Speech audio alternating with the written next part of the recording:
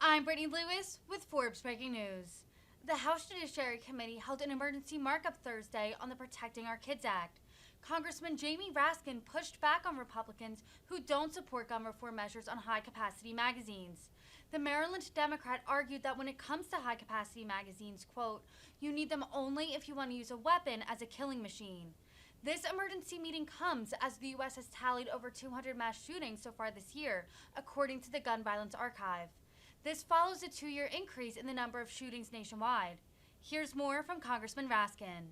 Well, I was actually going to ask my friend, Mr. Roy, a question because he was. Do you strike the last word?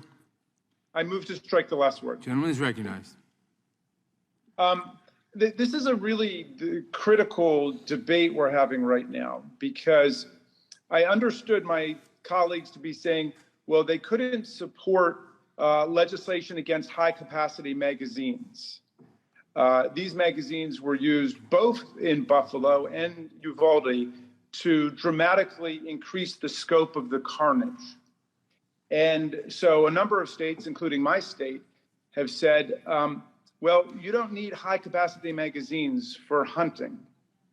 You don't need high-capacity magazines to defend your home. You need them only if you want to use a weapon as a killing machine.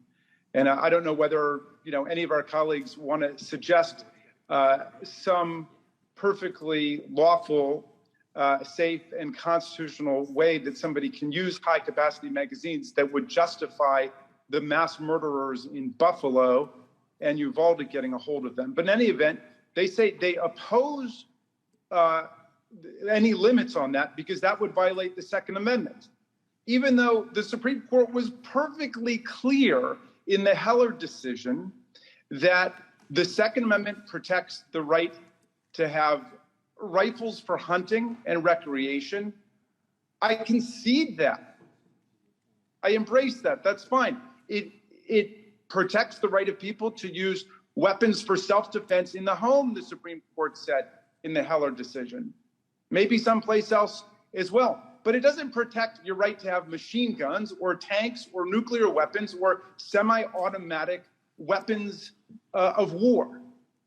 And that common sense understanding, which is supported by around 90% of the American people. Would the gentleman yield? In just a moment, I will. That common sense understanding is perfectly consistent with what the Supreme Court said in the Heller decision, which is you've got a right to hunt and you've got a right to self-defense. You don't have a right to carry weapons of war into public schools or into city halls. You don't have a right to access that without a background check. So we're fighting for a universal violent criminal background check. And my colleagues are throwing up the Second Amendment as a smokescreen to protect their opposition to any reasonable gun safety regulation. Enough. That's what's killing America. You're confusing people by saying that somehow any form of gun safety regulation violates the Second Amendment. That's nonsense. That's bull. That's ridiculous. Would the gentleman and America yield needs to understand for a question? That.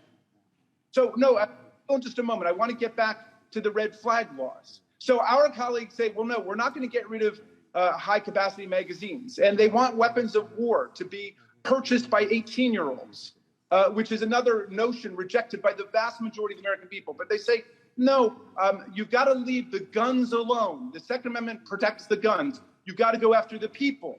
And they talk about evil people and so on. Okay, so the states say if a person is proving to be an imminent danger to you, a girlfriend, to someone in the family, to themselves, you go to a court and you tell a judge, we're lifting a red flag. We're saying there's a danger. You can temporarily seize those weapons, and then the person can get into court 72 hours later, a week later, and they can prove that they're not a danger. But our colleagues say no to that. In other words, they want to make it impossible for us to pass any legislation that would advance public safety. And so everything that they talk about is a radical distraction from what needs to be done to save America from the nightmare of these massacres that are continuing right through this very hearing. It is a bloodbath. And I'm just ashamed to be part of a hearing where we have colleagues who get up and will talk about anything but what we can really do to stop it.